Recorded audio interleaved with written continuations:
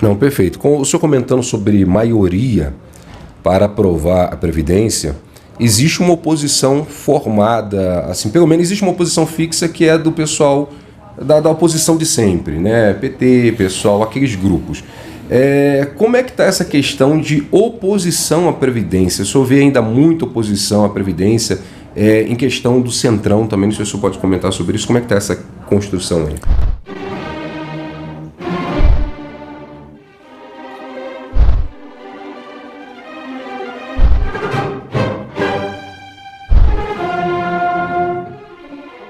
Estão caminhando, já existe uma conscientização na sociedade brasileira, também aqui mesmo entre os parlamentares, a imprensa, técnicos, economistas, da necessidade da Previdência. Agora, os termos finais que vão permitir a aprovação, ou seja, assim, a gente efetivamente ter um texto, vai até criar uma polêmica em torno de um texto alternativo. Na verdade, sempre existe, quando a matéria é complexa aqui na Câmara dos Deputados, sempre se constrói um texto alternativo, que a gente chama de substitutivo, para poder abarcar todas as modificações, emendas que foram propostas e acolhidas pelo relator. Então, nesse sentido, o que vai acontecer é a mesma coisa. Eu não vejo resistência nos partidos. Lógico, a oposição sempre vai fazer, mesmo dentro dos partidos que se dizem oposição, como partidos como PSB, PDT, há alguma dissidência, pessoas que vão votar conosco, e eu tenho certeza que a gente vai conseguir chegar a essa aprovação, né? Vai ser um ganho imenso para o país e, se Deus quiser, no menor prazo possível. Estamos na torcida, o Brasil todo torce para que isso aí seja resolvido, né? Quem apoia, né? Quem quer o crescimento do Brasil apoia a Previdência. Uma outra pergunta que o pessoal me fez aqui, muita gente perguntou sobre o pacote anticrime do Sérgio Moro. Parece que houve muito impedimento para a questão do pacote anticrime. O senhor acredita que esse pacote vai sair? Tem previsão de sair também um pacote anticrime? Não, vai sim, com certeza. A gente está... a Câmara tem seus tempos políticos também, tem algumas questões pontuais que precisam ser vencidas, mas que, vencido isso, a gente vai andar com o projeto também na maior velocidade possível, porque o Brasil precisa potencializar a sua capacidade de combater o crime, a corrupção, lavagem de dinheiro, financiamento do terrorismo, e esse projeto de lei, né, como construído pelo nosso ministro Sérgio Moro, e também junto com as contribuições dos parlamentares aqui e outros projetos que já tratavam de assuntos semelhantes, nós vamos chegar a um texto que vai ajudar o Brasil a avançar nessa pauta, com certeza. Não, bacana, porque é uma coisa, todo mundo quer isso daí, é a bandeira do Moro, a bandeira anticorrupção, né? Transformar as leis mais rígidas para os criminosos, porque não pode deixar esse pessoal com vida mole, né? E o Bolsonaro é a cara do Bolsonaro isso daí, trazer uma rigidez maior sobre a lei. Uma outra pergunta, deputado, que aí agora a questão esquenta um pouco, é sobre o COAF. Vamos voltar aqui no COAF, que já foi aprovado, né? Que não foi aprovado, foi tirado do nosso super ministro da Justiça, o juiz Sérgio Moro, que, assim como o Bolsonaro, é muito amado pelo Brasil. Então, muita gente nas redes sociais em todo o Brasil sonha que o COAF volte para o Sérgio Moro por causa do carinho que tem pela pessoa do Sérgio Moro. Então, muita gente começa a encarar e dizer assim, muita gente me perguntou, Silvano, não é uma derrota para o Sérgio Moro não ser aprovado, o COAF não voltar para ele? Então, eu queria que o senhor comentasse sobre o COAF e também, eu tenho outra pergunta depois dessa questão do COAF. Sobre a questão do COAF não ter ficado sobre o governo, tem gente que tenta deixar isso gigante, tem outros que tentam minimizar. Qual é o seu posicionamento aí? Bom, nós fizemos todo o esforço aqui na Câmara dos Deputados para impedir que isso acontecesse, né? A votação foi uma votação muito apertada, 228 a 210.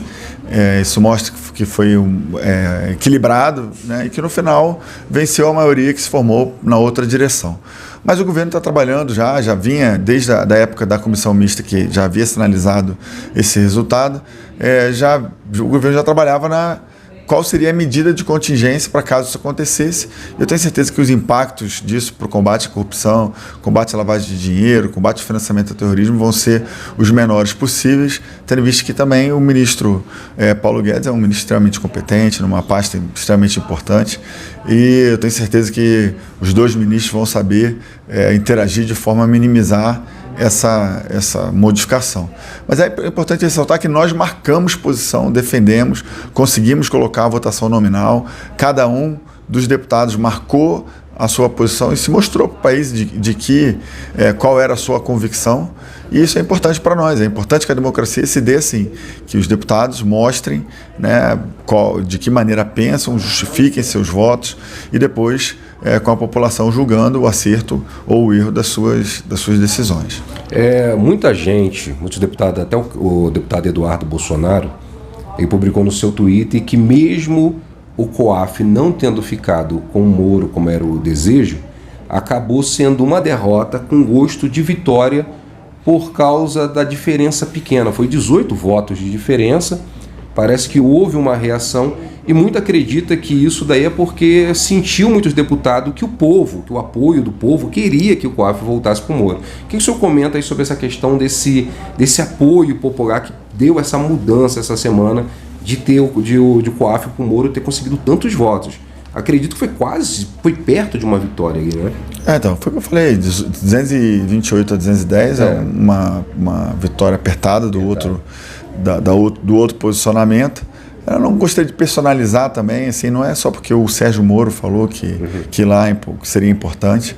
É lógico que eu até conversei com ele, fui na semana passada para conversar, para saber do sentimento dele, de como ele via a questão.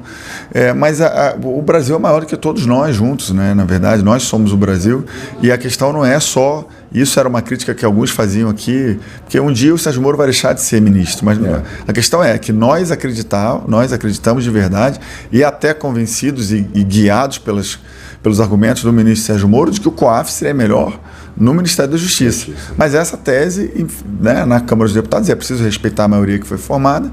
A democracia, né? A democracia ela foi vencida, né?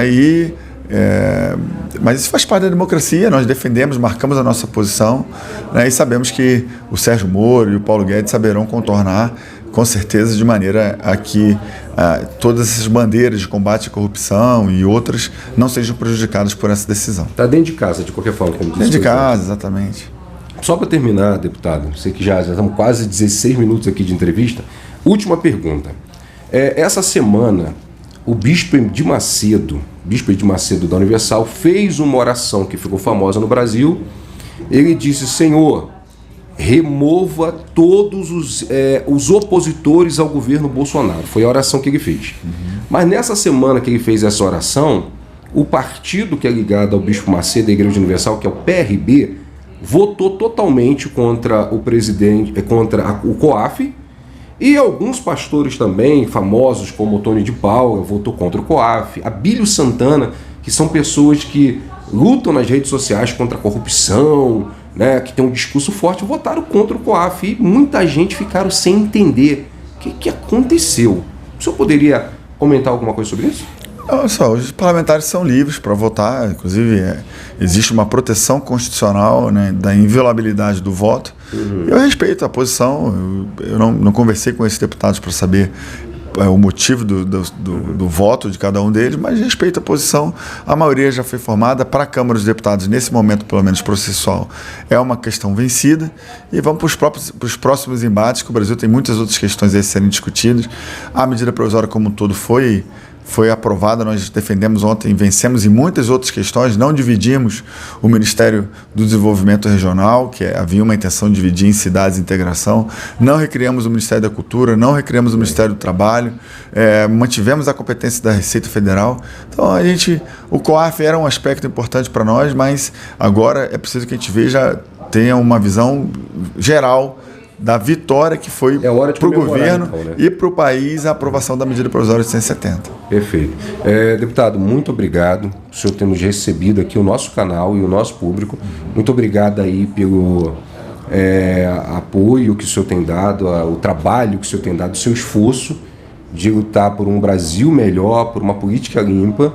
E, para finalizar, queria que o senhor deixasse alguma mensagem aí para todo o Brasil e, finalizando, dando já o seu finality aí. Bom, primeiro dizer da satisfação de termos essa semana avançada em pautas tão importantes como a aprovação da medida provisória 863, primeiro, que abriu o setor aéreo ao capital das empresas estrangeiras, né, o capital estrangeiro. Depois votamos a 870 na Câmara, conseguimos finalizar com essas vitórias que eu falei. Essa questão do COAF, até como eu falei, guiados aí pelo nosso ministro Sérgio Moro, com os argumentos que ele apresentou muito bem, né, convenceu uma parte considerável dos deputados. O PSL, por exemplo, tinha fechado questão, mas nós acreditamos que a democracia é maior, né, é maior do que todos esses embates políticos, esses tensionamentos.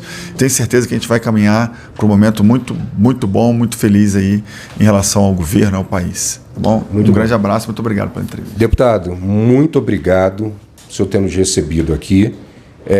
Quero pedir você, que está me assistindo agora, deixe a sua pergunta, deixe a sua opinião aí nos comentários. O que você achou das perguntas do deputado? Eu tenho certeza que depois a assessoria dele vai dar uma olhada nas suas perguntas, no que você deixar, e vai com toda certeza passar para o deputado o que o pessoal repercutiu. Gente, muito obrigado, carinho da audiência de vocês. Não esqueça de se inscrever no canal, não esqueça de curtir esse vídeo e compartilhar em todas as suas redes sociais, WhatsApp, Facebook, todas as suas redes sociais, ok? Tamo juntos. Que Deus abençoe você. Que Deus abençoe o Brasil. Um abraço, gente.